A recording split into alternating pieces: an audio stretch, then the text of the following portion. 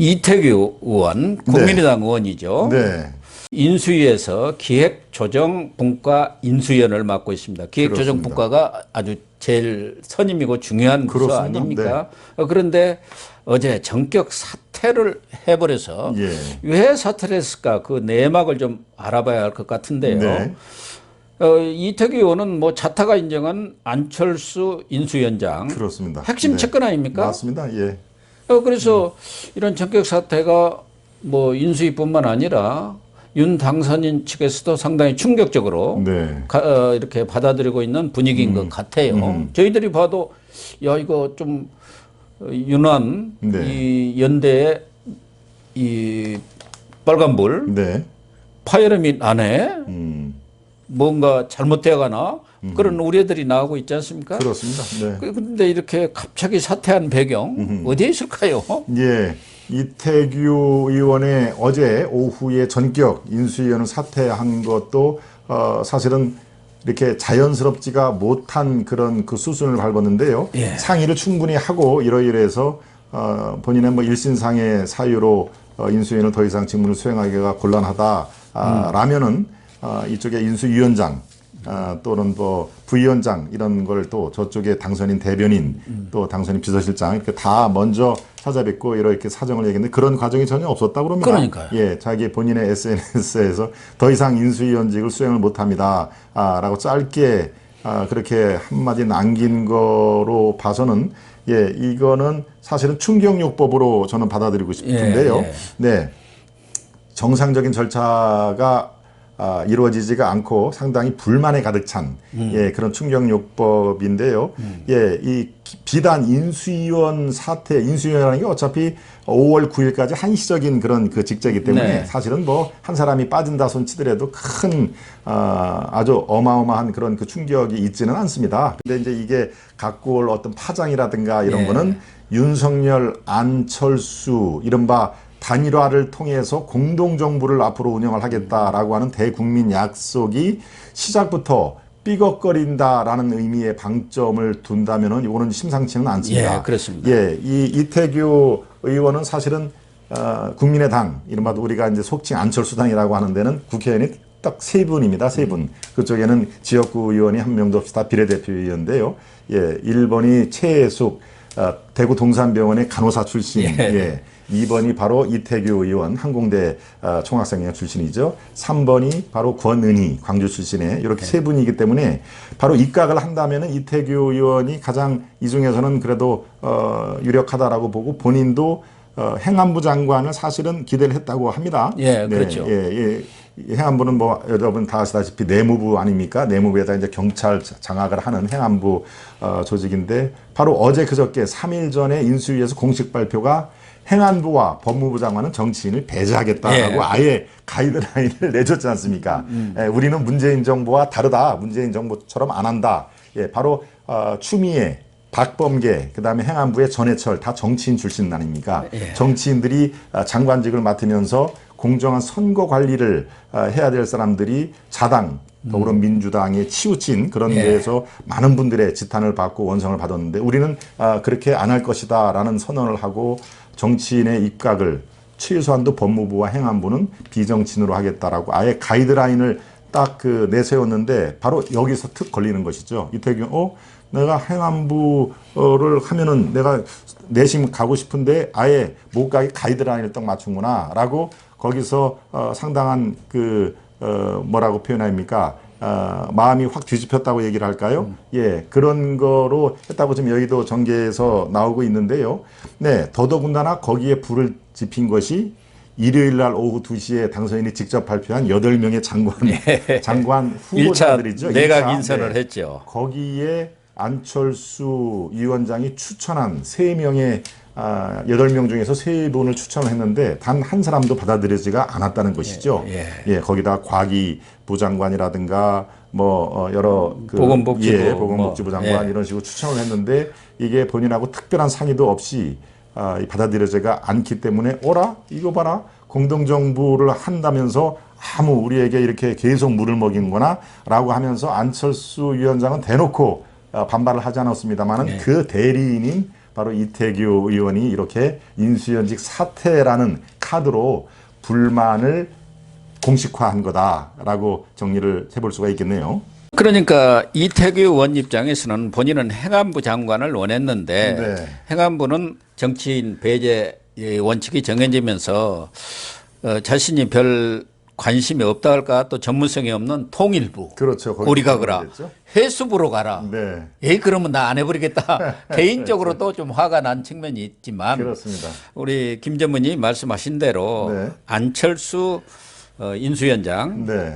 대표 입장에서는 본인이 여러 사람도 추천을 했고 또 전에 총리직을 고사를 하면서 네. 장관 후보를 적극적으로 추천하겠다. 그렇습니다. 이렇게 얘기했는데 이번에 과기부 장관, 보건복지부 장관 뭐 이렇게 임명을 하면서 자기가 추천한 사람이 한 사람도 받아들이지 않으니까 네. 이거 공동정부 정신을 그냥 뭐 무시하든가 냉대한 것 아니냐. 그렇습니다. 그런 인식을 가질 수밖에 없기 때문에 이 이태규 의원의 사태라는 게 어떻게 보면은 시위성 사태. 그렇습니다. 우리 화났다. 예.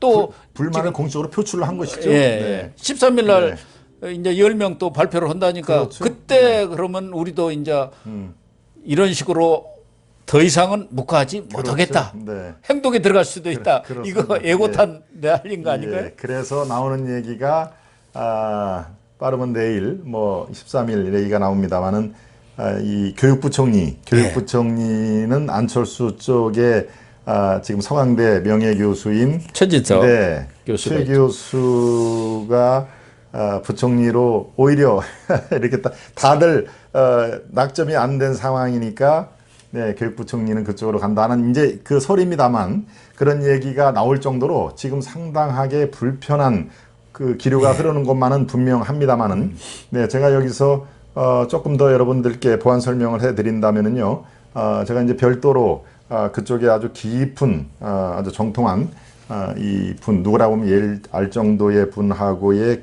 개별적인 취재를 통해서 여러분들께 고영신 TV 시청자 여러분들께 제가 자신 있게 말씀드린 내용입니다. 사실은 안철수 인수위원장이 여러분들이 이제 보도라든가 이런 거에서 고사를 했다 총리를 이제 고사를 한 걸로 아마 알고 계실 겁니다. 아닙니까? 네. 본인도 고사했다고 네, 그랬잖아요. 그렇죠. 예. 그리고 고사를 하고 나서 그 또 워딩이 이랬습니다. 내가 총리를 안 맡는 게 당선인의 부담을 덜어주는 거라고 판단을 했다. 네, 그렇게 네, 이제 얘기를 했는데요. 예, 그 막전 막후 내막을 들어보면은 꼭 그렇지는 않습니다. 사실은 안철수 후보가 총리를 강력히 원했던 걸로 지금 파악이 되고 있습니다. 이 인수위 내에서도 사실 이렇게 공식적으로 드러나지 않고 아는 분들, 이른바 윤핵관들 정도만 지금 아는 상황입니다만은 우리가 또 제가 고영신 TV의 첫 출연이기 때문에 제가 나름대로 이 저도 그렇게 선물, 알고 있었는데 예. 제가 뭐 이렇게 추론을 한 게 아니라 이거는 뭐 확실한 그 이른바 핵관 쪽에서 얘기를 제가 직접 들은 얘기니까 거의 저는 뭐 99% 맞는 얘기를 합니다. 그리고 이미 또 총리가 다 내정이 됐기 때문에 이제 후일담으로 얘기를 하는 겁니다만은 총리 인수위원장이 아니고 총리를 해서 공동정부에 꽃을 피우겠다. 그러고 본인이 왜 이 단일화할 때 그런 얘기를 했습니다. 내가 행정 경험이 없는 것이 그렇죠. 약점이라 생각한다. 행정 경험에는 강조를 했죠. 행정 경험의 꽃은 내각을 관할하는 총리가 꽃이 될 수밖에 없는 상황이기 때문에 총리를 맡아보겠다 하면 의지가 굉장히 강했던 모양입니다. 그렇지만 그게 윤석열 당선인을 비롯해서 이른바 인사에 영향을 미치는 핵심 관계자, 핵심 측근 세력들이 그것을 받아들여지지가 않은 것이죠. 윤회까지 안 받아들인 모양이네요. 그렇습니다. 한 서너 번을 회의를 했다고 합니다. 안철수 총리를 하는 게 어떠냐, 이게 종합적으로 판단을 해보자. 한 번은 세 분이 참석을 했다고 그러고 또 한 번은 거기에다가 두 분을 더해가지고 5분의 회의를 했다고 합니다. 이거 참 뭐 비하인드 스토리지만 그래서 총리 안철수 카드는 바람직하지 않다. 그런 결론을 내렸다고 합니다. 그러면은 안철수 후보한테 뭔가는 줘야 되는데 총리를 본인이 원하는 총리를 안 줄 경우에 뭐라도 줘야 되는데 거기서 나온 게 인수위원장을 차라리 맡기자. 왜?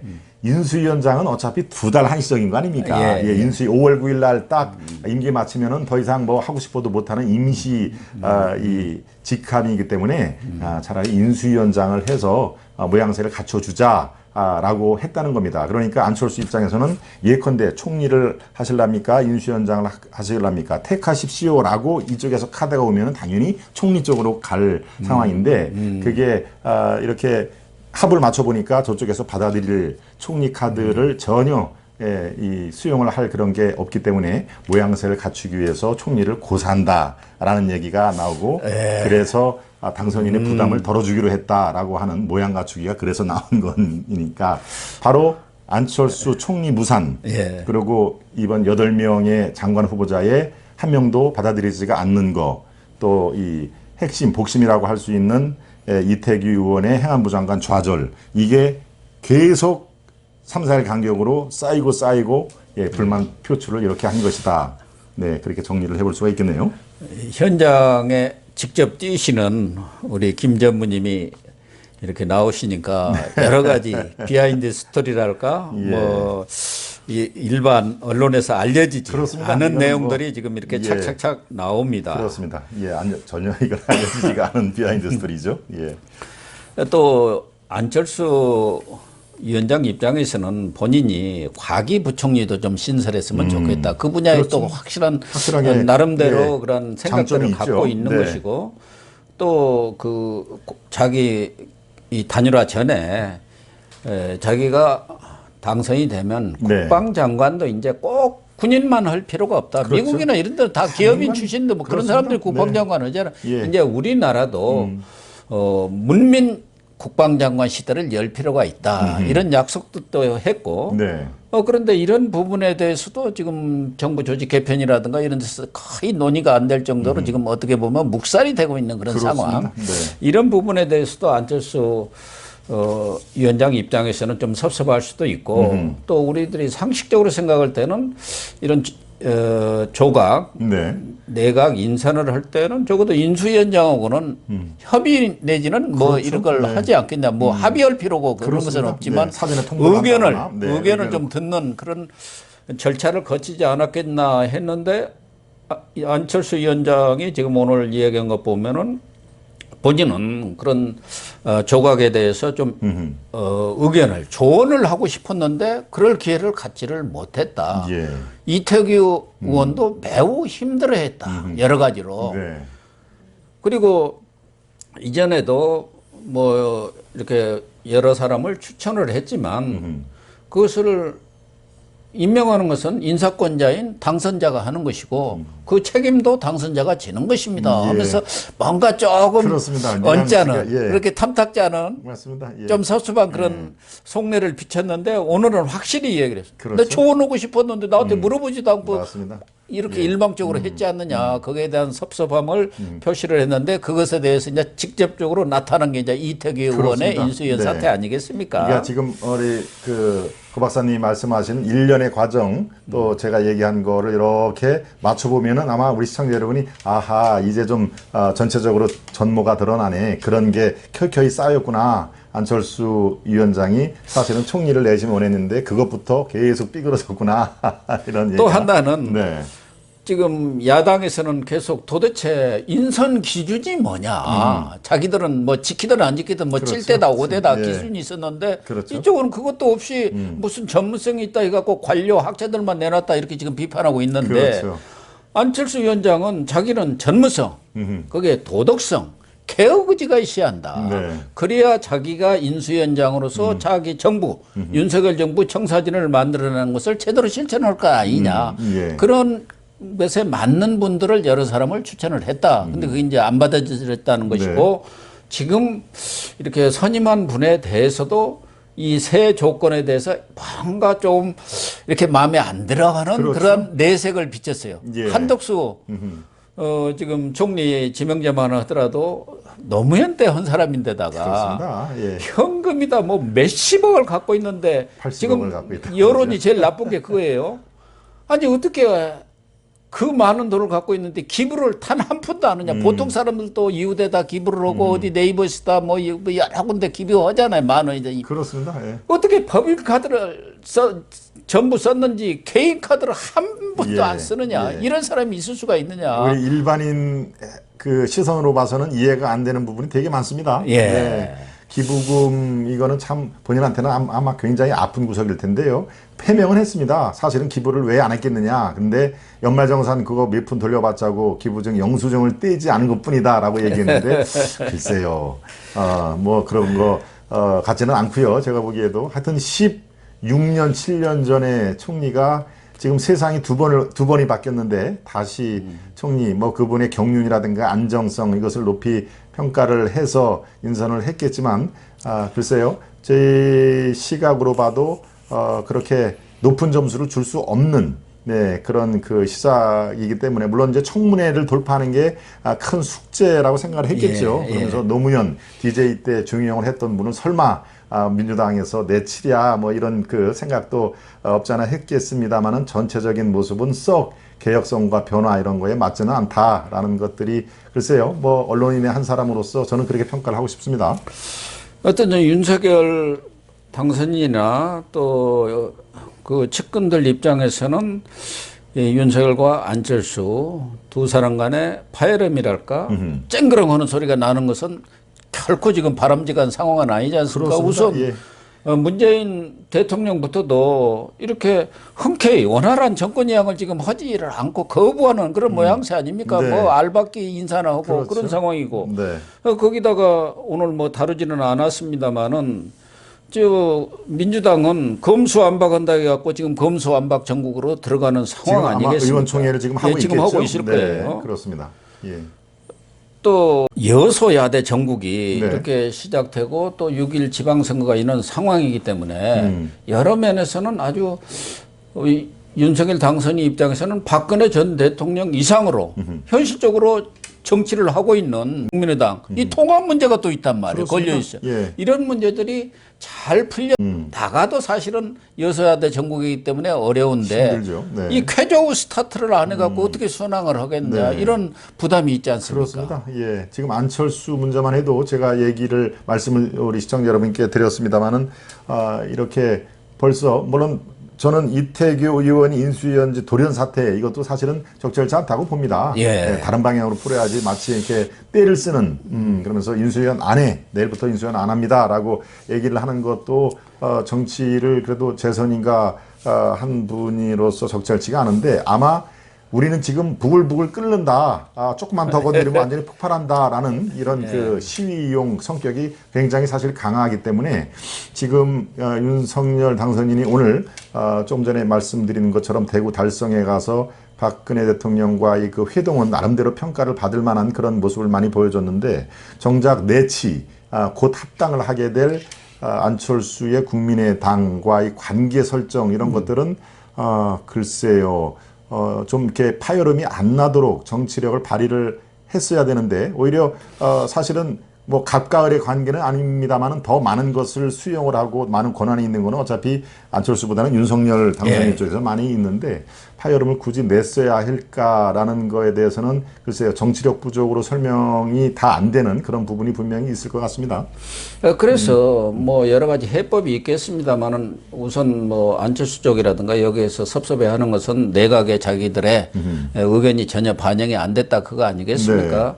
사실은 윤석열 당선인이 지난 일요일에 1차 조각 인선을 발표할 때도 뭐 지역 안배다 무슨 성별 안배다 이런 거 일체 없이 그렇습니다. 예. 능력과 전문성을 따졌다 하는데 능력과 전문성도 물론 당연히 있어야지만 우리의 정치 현실이라는 것은 또 국민 통합을 위해서도 안배와 균형 그렇죠. 이게 또 필요한 거거든요. 사실은 이걸 외면할 수가 없는 게 또 현실 아니겠습니까? 능력이라든가 전문성만 따지다 보면은 관료 교수만 할 수밖에 그렇죠. 없어요. 네. 그러나 민간에 있는 역량들이 훨씬 더 관료라든가 교수보다 나은 그런 분들이 뭐 그냥 버글버글 하지 않습니까? 그렇죠. 기업에도 인재가 많고 기업에 많이 있습니다. 근데 그런 분들을 거의 외면한 거 아닌가 하는 느낌도 들고 그렇죠. 이번에 그렇다고 보면 예를 들면, 관료 늘 고시한 사람들만 늘 할 수밖에 없는 그렇죠. 거예요. 예. 그러니까 한덕수가 다시 나온 것 아니겠습니까?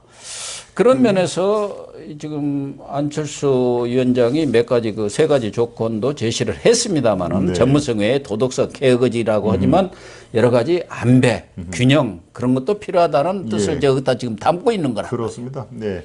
저만 해도 사실은 윤석열 당선인이 성공적인 대통령으로 기록이 되고 마지막 임기까지 정말 지금의 문재인 대통령이 뭐 40%를 넘나드는 그런 지지율로 정말 아주 이걸 어떻게 해석해야 될지 아직도 이게 미스터리가 되는 고공행진 지지율을 보이고 있습니다만 그 이상으로 지지율을 임기 말까지 끌어가는 대통령이 되기를 저도 기원을 하고 저희 언론인의 한 사람으로서 이렇게 잘못할 때는 아주 따끔하게 지적을 하고 잘할 때는 아주 기꺼이 박수를 보내는 그런 그 언론의 역할을 다 할 것입니다만은 초기에 조금 이 인사 문제라든가 이런 것들은 지나치게 이상적인 대로 흐르지 않느냐. 현실은 정치와 이 국정 운영은 현실 아닙니까? 현실. 예. 그런 것들을 이렇게 종합적으로 파악하는 데는 역시 조금 좀 그 아쉬운 부분이 있다라고 정리를 하는데 앞으로의 또 행보는 지금 상황에서 만약에 안철수 공동정부가 실제로 인수위원 사태뿐만이 아니라 이 공동정부를 깨는 그런 아주 최악의 경우로 가면은 그거는 안철수뿐만 아니라 윤석열 당선인에도 큰 이 상처가 되는 거 아니겠습니까? 어떻게 보면 치명상이 될 수도 있죠. 그러니까 뭐 약속을 안 지키는 정치인, 또 필요할 때는 또 이렇게 축혀 세우고 필요 없으면 또 이렇게 팽개쳐 보이는 그런 여러 가지 부정적인 그런 이미지가 더 씌우기 때문에 윤석열 당선인과 그 주변 또 핵심 측근들은 지금 상황을 슬기롭게 해칠 묘한 뭐 특별하게 묘한이 있을 수는 없겠습니다만 지혜를 모을 그런 시점이 아닌가 생각이 됩니다. 이게 성공적인 그 국정 운영을 위해서는 바로 초창기에 동력이 반드시 필요한 거 아닙니까? 초창기에 동력을 잃어버리면요, 우리가 뭐 반추하기도 좀 그렇습니다만 MB 이명박 정권의 이른바 광우병 또 이 북악산에 올려가 가지고 그 많은 인파와 더불어 이 아침 이슬을 불렀다고 하는 그런 참 그 웃픈 현실을 다시 우리가 보게 될까봐 저도 상당히 우려를 합니다만 아무튼 윤석열 정부는 우리가 조금 미흡해도 상당한 그 경지까지는 계속 이렇게 잘하라고 격려를 하고 이끌어줄 필요가 있을 것 같다. 지금이 그런 그 시점이 아닌가 싶은 생각이 듭니다. 네, 김 전무님의 말씀에 전적으로 공감을 표시를 하면서 또 윤석열 당선이라든가 그 측근에서도 박근혜 전 대통령 못지않게 안철수 또 국민의당을 포용하는